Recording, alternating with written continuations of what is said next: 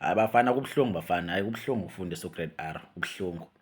Yazi khona nje ukuthi usafundisa nje i-Grade R, usubona nje ibhokozo lengane ekhanda ekhulu sethatha ama-exercise eshaye ezinye emakhanda, uvele ubone ukuthi lokho kwembiza-ke lokho. Akufuneki kufunda kubamba peni, akufuneki kufunda kwenza lutho, uthi uyakuzama ukukufundisa.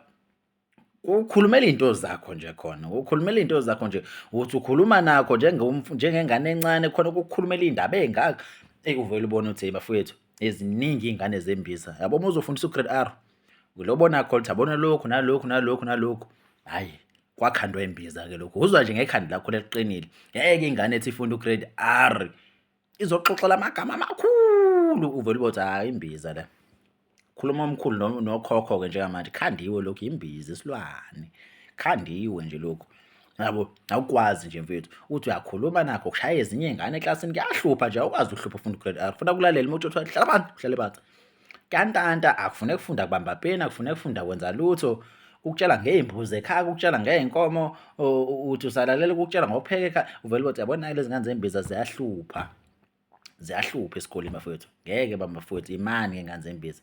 Siyahlupheka thina bothisha baka-Grade R.